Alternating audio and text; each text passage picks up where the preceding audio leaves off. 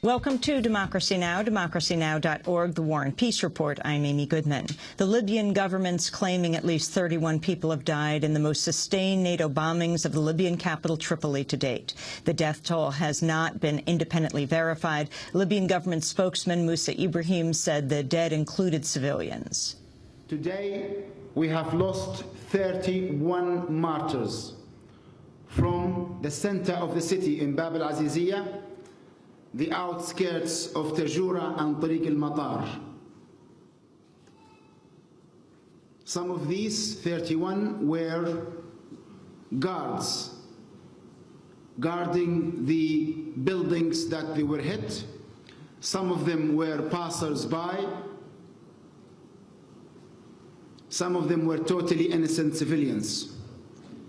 The injured are in the dozens. The bombings came as Libyan leader Muammar Gaddafi delivered a televised address vowing, quote, to stay in our land dead or alive, unquote. At the White House, President Obama said the NATO operation in Libya is weakening Gaddafi's regime. Gaddafi needs to step down for the sake of his own people. And with respect to the pace of operations and participation, I think if you look at where we were 3 months ago and where we are now, or 2 months ago and where we are now, the progress that has been made in Libya is significant. Our goal there was to protect the Libyan people from a potential slaughter. President Obama's comments came on the same day he met face-to-face with another foreign leader facing internal unrest, the Crown Prince of Bahrain. Salman bin Hamad Khalifa's visit to the White House was kept under wraps with no announcement beforehand that it was to take place. The meeting came less than a week after the Bahraini government lifted the nation's 3 months of martial law, then launched assaults on protesters in 20 villages. It also came one day after dozens of Bahraini medical officials who treated anti-government protesters were charged with attempting to overthrow the Bahraini monarchy.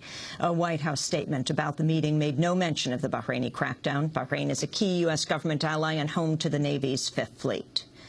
Syrians are fleeing a northwestern town in fear of retaliation for the killings of as many as 120 Syrian security forces. Residents of Jisr al-Shugur now say the killings were carried out by mutinous Syrian troops who'd refused orders to attack civilians. One witness said government forces had attacked the town over the weekend.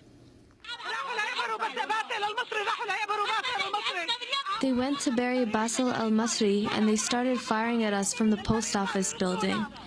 And there was a helicopter flying above us and they hit us with the tanks and they fired at us. They put the army in front of us. We don't want the army to come to us. They killed our youths. 4 of my cousins were killed and my 2 sons are injured.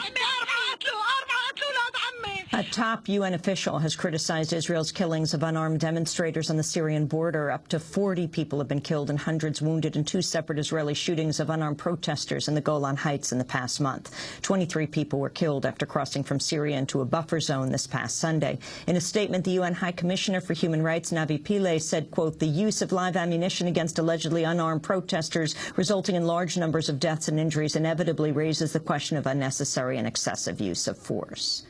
Thousands of Yemeni protesters gathered outside the home of the nation's vice president Tuesday after the government rejected a proposal for a political transition. Yemeni officials appear to have ruled out coming to any agreements until President Ali Abdullah Saleh returns. Saleh was taken to Saudi Arabia over the weekend to receive medical care for wounds suffered in a rocket attack on his compound. The United Nations Children's Agency, UNICEF, is warning the ongoing crisis in Yemen is fostering a humanitarian catastrophe.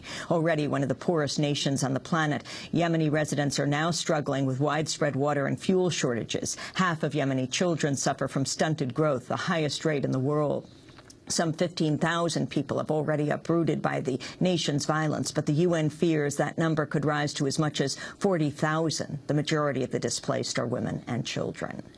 At least 15 people were killed today in the latest U.S. drone strike in Pakistan's Waziristan region. The attack reportedly hit a compound in an area bordering north and south Waziristan. Defense Secretary Robert Gates has wrapped up his final trip to Afghanistan before stepping down from the Pentagon at the end of the month. During his visit, Gates floated the idea of extending the U.S. occupation beyond 2014, while also rebuffing Afghan President Hamid Karzai's call to end U.S. attacks on Afghan homes. On Tuesday, Gates addressed troops at a ceremony in Kabul. So I leave Afghanistan today with the belief that if we keep this momentum up, we will deliver a decisive blow to the enemy and turn the corner in this conflict. And if we do, it will be because of the service and sacrifice of all of you, all of the rest of those from all of the coalition countries and our Afghan partners throughout this country, and the sacrifices of your families as well. And for that, I will always thank you. Federal Reserve Chair Ben Bernanke is warning U.S. economic recovery is advancing at a glacial pace, with a full turnaround still years away. Bernanke spoke to a conference of bankers Tuesday night in Atlanta. U.S. economic growth so far this year looks to be somewhat slower than expected. Aggregate output increased at only 1.8% annual rate in the first quarter, and supply chain disruptions associated with the earthquake and tsunami in Japan are hampering economic activity this quarter. A number of indicators also suggest some loss of momentum in the labor market in recent weeks. Bernanke's comments follow last week's figures showing the U.S. added only 54,000 jobs last month, the fewest since last September. The nation's official unemployment rate also increased to 9.1%, up from 9% in April. The nation's largest private prison company has hired the former head of the Federal Bureau of Prisons to a top executive position. Harley Lappin retired as the director of the Federal Bureau of Prisons last month. On Friday, the Corrections Corporation of America named Lappin its executive vice president and chief corrections officer. Lappin had stepped down as federal prison chief following his arrest for driving under the influence. A $1.6 billion company, the CCA has faced widespread allegations of prisoner mistreatment and negligence in the deaths or injuries of prisoners in its prisons and immigrant jails. A new study is warning highly touted efforts at nuclear disarmament are being canceled out by parallel investments in new nuclear weapon systems. The Stockholm International Peace Research Institute, or SIPRI, says over 5,000 nuclear weapons are deployed and ready for use around the world, including 2,000 kept in a state of high alert.